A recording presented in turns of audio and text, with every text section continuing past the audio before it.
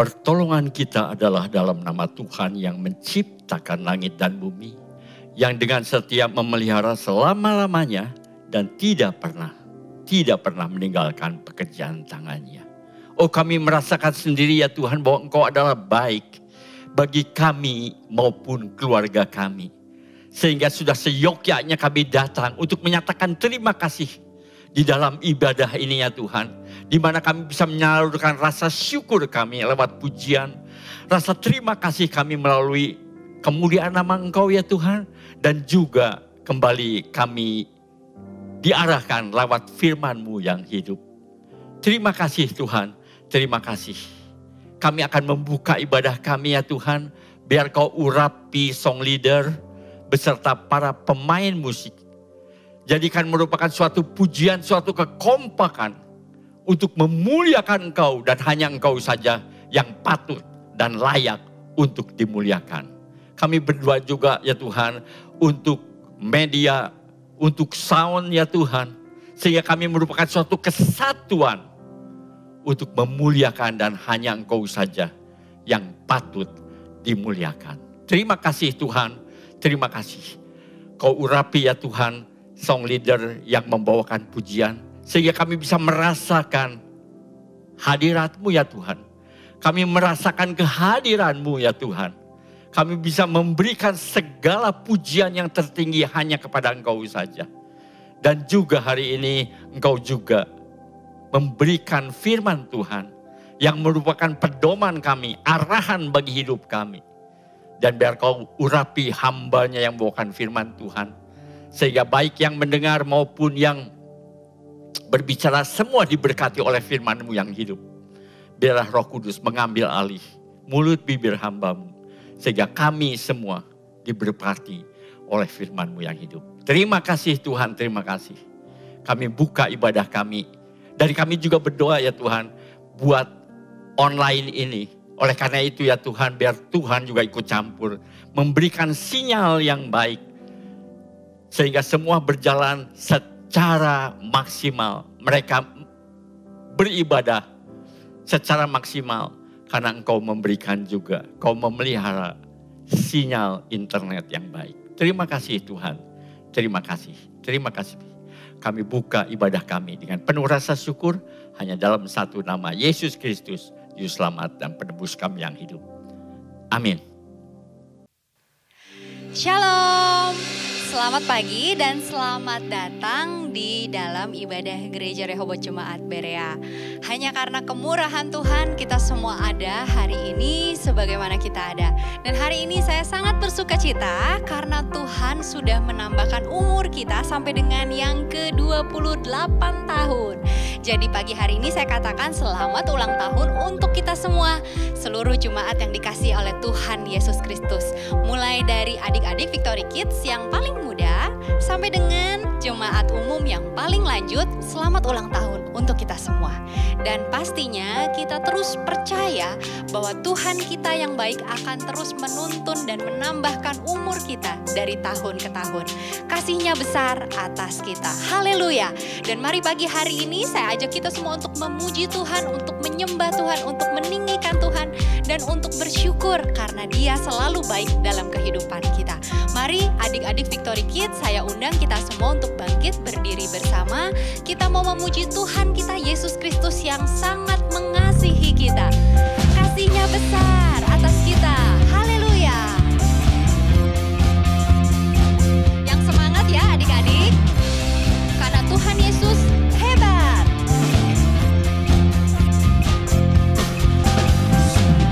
Tingginya langit, lebih tinggi kasih Yesusku. Sedalam-dalam lautan, lebih dalam kasih Yesusku.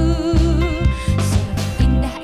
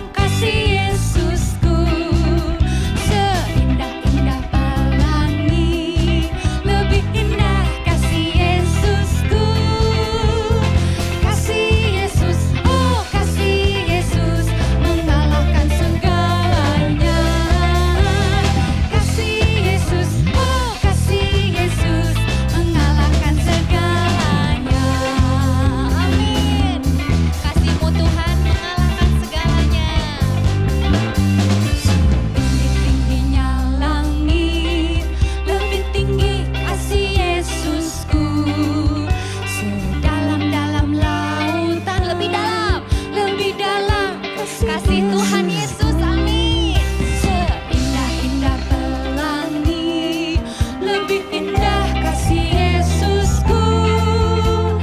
Kasih Yesus, oh kasih Yesus mengalahkan segalanya.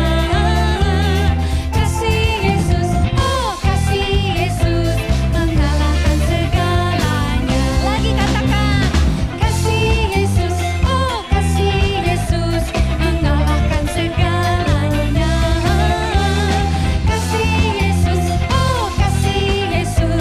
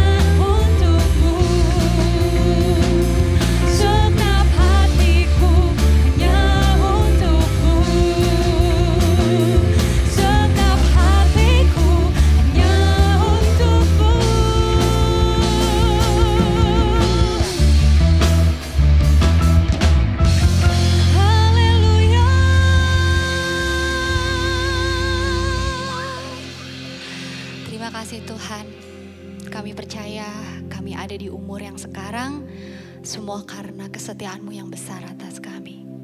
Dan biar kami tetap memandang kepadamu, betapa Engkau Allah yang mengasihi kami, Allah yang senantiasa memberkati kami, Allah yang senantiasa menuntun kami. We praise you, God.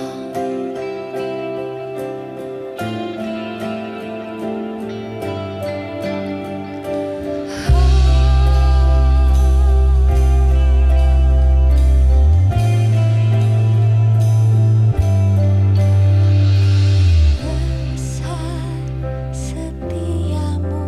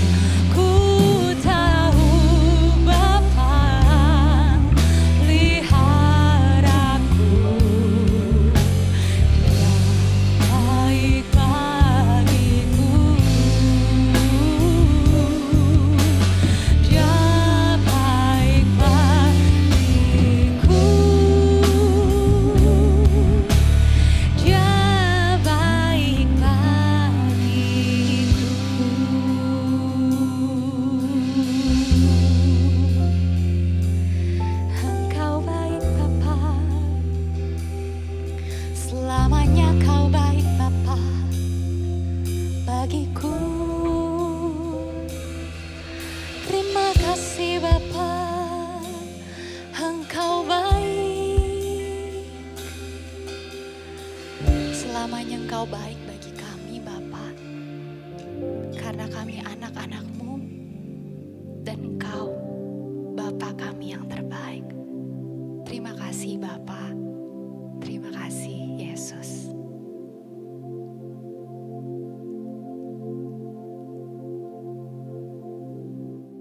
Mari kita siapkan hati untuk mendengar firman-Mu ya Tuhan. Berilah kepada kami ya Tuhan konsentrasi yang penuh. Karena saatnya tiba kami akan mendengar firman-Mu yang hidup. Kau berkati hamba-Mu ini ya Tuhan. Kau kuasai mulut lidah hamba-Mu. Sehingga biar Engkau saja yang berbicara. Sehingga kami semua yang diberkati ya Tuhan. Beri konsentrasi kepada para jemaat ya Tuhan. Sehingga mereka bisa menangkap firman Tuhan secara maksimal. Terima kasih Tuhan. Sekali lagi sucikan hamba-Mu. Sucikan kami semua. Sehingga firman Tuhan bisa leluasa masuk ke dalam hati kami. Dimeteraikan ya Tuhan. Sehingga firman itu tidak akan mudah keluar. Tapi biarlah hati kami selalu dipenuhi oleh firman Tuhan. Terima kasih Tuhan, terima kasih. Dalam nama Yesus kami berdoa, kami bersyukur. Amin. Saudara-saudara, tema hari ini adalah roh yang memberi hidup. Yang kita ambil dalam Roma 8 ayat 1 dan 2.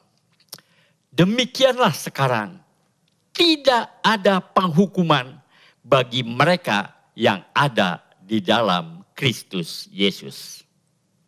Ayat kedua, roh yang memberi hidup telah memerdekakan kamu dalam Kristus dari hukum dosa dan hukum maut. Tidak ada penghukuman bagi mereka yang ada di dalam Kristus Yesus. Artinya, tidak mungkin pada pengadilan terakhir setelah akhir zaman kita yang di dalam Kristus atau kita orang percaya dilemparkan ke dalam api neraka. Tidak mungkin. Jadi sementara masih ada kesempatan bagi orang yang belum percaya Yesus, jangan keraskan hatimu.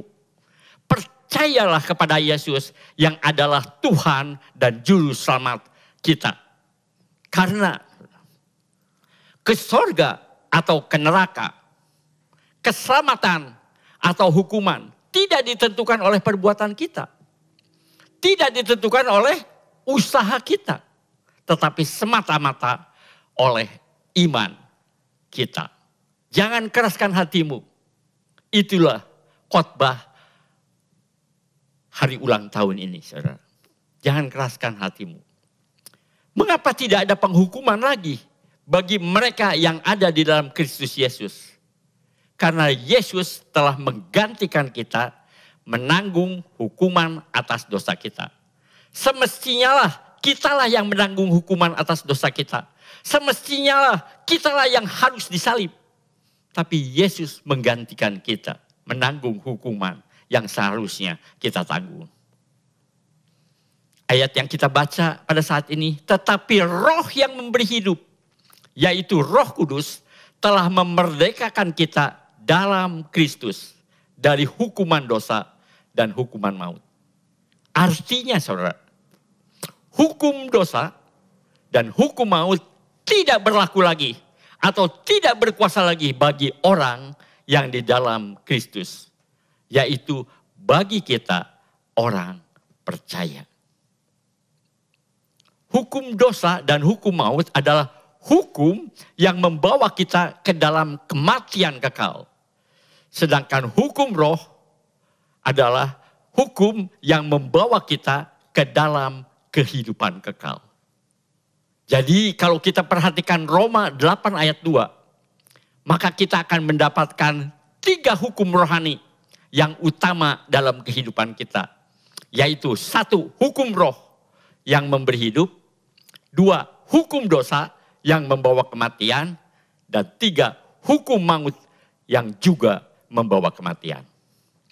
Ketiga hukum itu kita sebut hukum-hukum utama yang menentukan apakah kita menerima kematian kekal atau kita menerima kehidupan yang kekal. Apa sih yang dimaksud dengan hukum dosa dan hukum maut?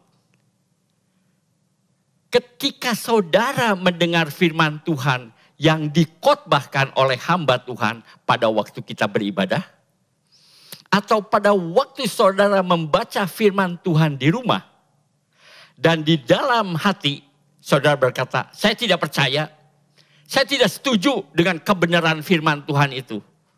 Saudara tahu apa akibatnya yang terjadi pada diri saudara? Seketika itu juga hukum dosa dan hukum maut berlaku atau bekerja dalam diri saudara. Tapi sebaliknya, ketika saudara percaya firman Tuhan adalah ya dan amin, seketika itu juga hukum roh lah yang berlaku dan berkuasa dalam diri saudara. Hukum dosa dan hukum maut membawa kita ke dalam kematian. Kematian kekal. Sedangkan hukum roh membawa kita kepada hidup. Hidup yang kekal. Saya mencoba menjelaskannya dengan mengambil contoh hukum alam. Yaitu hukum gravitasi. Apa itu hukum gravitasi? Saudara? Hukum gravitasi adalah hukum gaya tarik bumi. Contohnya, saudara, kalau saudara melempar sesuatu ke atas, batu kek, besi, atau apapun juga, bahkan air pun kalau kita lempar ke atas, maka sesuatu itu akan jatuh lagi ke bawah karena ditarik oleh hukum gravitasi. Jadi hukum gravitasi adalah hukum gaya tarik bumi. Saudara percaya atau tidak percaya, hukum gravitasi tetap bekerja selama saudara hidup di dunia. Misalnya, saudara, kalau saudara melompat dari bangunan lantai 6, tidak peduli saudara hamba Tuhan, tidak peduli saudara rajin doa dan puasa, tidak peduli saudara adalah orang yang sangat saleh, saudara pasti akan jatuh ke bawah, jatuh ke bumi, dan mati terkapar karena ditarik oleh hukum gravitasi atau hukum gaya tarik bumi. Tetapi saudara, berbeda apabila kita naik pesawat, berbeda apabila kita naik plane, saudara. Ketika kita ada dalam pesawat yang sedang terbang, maka kita akan enak-enak saja duduk santai, sambil makan makanan kecil, sambil makan kue-kue kecil, dan sambil nyeruput kopi susu panas. Nikmatnya saudara, tenang di dalam kapal. Karena di dalam pesawat, di dalam aeroplane, yang berlaku hukum aerodinamik, bukan lagi hukum gravitasi.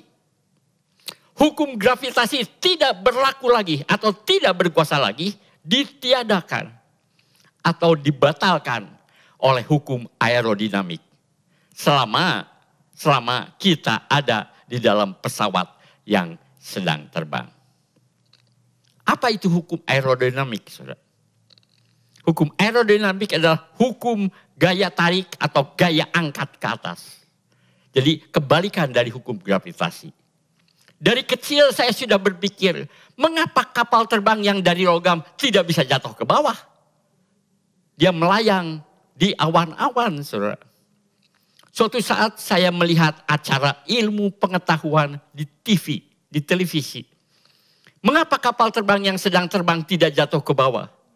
Rupanya sayap kapal terbang, terutama sayap kapal terbang, didesain sedemikian rupa sehingga ketika kapal terbang melawan arus angin yang menerpa sayap, menimbulkan gaya angkat ke atas yang disebut gaya aerodinamik. Melebihi gaya tarik ke bawah atau gravitasi. Sehingga kapal terbang tetap di atas. Saya mengerti sekarang mengapa ada gaya angkat ke atas. Setelah melihat dalam acara ilmu pengetahuan itu, saya jadi mengerti. Jadi hukum aerodinamik membatalkan hukum gravitasi. Atau kalau saya meminjam bahasa Alkitab, hukum aerodinamik memerdekakan kita dari hukum gravitasi. Kecuali saudara, kalau saudara buka pintu pesawat dan saudara loncat, seketika itu juga hukum gravitasi berlaku. Dengan cepat saudara akan meluncur jatuh dan segera sampai di bumi. Langsung jadi burger saudara. Atau ya mungkin jadi ongol-ongol saudara. Remuk tulangnya. Dan seketika itu juga saudara dead, saudara mati. Saudara. Seperti hukum gravitasi tidak berlaku lagi dibatalkan oleh hukum aerodinamik. Selama kita berada di dalam pesawat yang sedang terbang, demikian juga. Hukum dosa dan hukum maut tidak berlaku lagi dibatalkan oleh hukum roh. Selama kita di dalam Kristus Yesus. Apa arti di dalam Kristus Yesus? Percaya bahwa Yesus adalah Tuhan dan satu-satunya juru selamat. Percaya bahwa Yesus telah menebus hukuman atas dosa kita. Yang seharusnya kitalah yang menanggungnya. Yang seharusnya kitalah yang disalib. Nah sekarang apa ciri-ciri orang yang hidup di bawah hukum dosa dan hukum maut? Dan apa ciri-ciri orang yang hidup di bawah hukum roh? Roma 8, 5-6. Mereka yang hidup menurut daging, memikirkan hal-hal yang dari daging. Mereka yang hidup menurut roh, memikirkan hal-hal yang dari roh. Karena keinginan daging adalah maut, tetapi keinginan roh adalah hidup dan damai sejahtera. Keinginan daging kita adalah keinginan duniawi. Ujung-ujungnya adalah maut atau kematian kekal. Sedangkan keinginan roh adalah keinginan surgawi. Yaitu mentaati firman Tuhan. Yang memberi hidup, damai sejahtera dan sukacita. Dalam Roma 8 ayat 7 dan 8. Kelanjutan dari yang kita baca. Saudara. Sebab keinginan daging adalah perseteruan terhadap Allah. Karena ia tidak takluk kepada hukum Allah. Hal ini memang tidak mungkin baginya. Mereka yang hidup dalam daging tidak mungkin berkenan kepada Allah. Persoalannya saudara, bagaimana agar hukum roh yang memberi hidup itu berlaku dalam hidup kita? Atau dengan kata lain, bagaimana caranya mengaktifkan hukum roh? Filipi 4 ayat 8 berbunyi demikian. Jadi akhirnya saudara-saudara, jadi kesimpulannya saudara-saudara, semua yang benar, semua yang mulia, semua yang adil, semua yang suci, semua yang manis, semua yang sedap didengar, semua yang disebut kebajikan dan patut dipuji, pikirkanlah semuanya itu. Kita diperintahkan firman Tuhan, pikirkanlah semuanya itu. Itulah cara mengaktifkan hukum roh yang memberi hidup itu. Yang membuat hidup kita damai sejahtera dan sukacita. Saya ambil Roma 8 ayat 5. Terjemahan dari New King James Version. Karena saya pikir ini lebih mudah dimengerti. Roman 8 ayat 5. For those who live according to the flesh set their mind on the thing of the flesh. But those who live according to the Spirit, the thing of the Spirit. The thing of the Spirit maksudnya adalah set our mind on the thing of the Spirit. Set pikiran kita. Set pikiran kita atau setel pikiran kita. Kondisikan pikiran kita hanya berdasarkan pikiran yang ada di Filipi 4 ayat 8. Yaitu pikiran kita harus setel, diset, dikondisikan, atau ada kata-kata yang lain. Hanya untuk semua yang benar, semua yang adil, semua yang mulia, semua yang suci, dan seterusnya. Saudara. Saya jadi ingat, saudara. Kalau saya mau masuk ke kamar hotel apa saja, hotel bintang apa saja. Mau bintang 3, bintang 4, bintang 5. Saya diberi kartu oleh resepsionis. Tidak seperti zaman baheula, saudara. Dikasih kunci dengan gantungan kunci segede gaban. Ya, bahasa Sunda mah, segede gaban. Yang gak mungkin, saudara, dikantongin, dah gede, saudara. Atau dikantongin juga gak muat, saudara. Zaman dulu. Ya, dan kalau kita tempelkan kartu tersebut pada pintu kamar hotel kita, dan kamar akan terbuka. Kartu yang lain jelas tidak akan bisa membuka pintu kamar kita. Hanya kartu kita. Demikian juga dengan pintu hati kita. Dengan pintu pikiran kita. Kita harus men-save hanya pikiran yang sesuai dengan Filipi 4 ayat 8. Yang boleh membuka pintu hati kita. Yang bisa membuka pintu hati kita. Pikiran yang lain dilarang masuk ke dalam pikiran kita. Sehingga jangan sampai kita memikirkan hal-hal yang dari daging. Karena keinginan daging adalah perseteruan dengan Allah. Dan mereka yang hidup dalam daging tidak mungkin berkenan kepada Allah. Mengapa pikiran hal-hal daging dilarang masuk ke dalam hati kita? Mengapa, saudara? Mengapa kita harus men-set pikiran kita?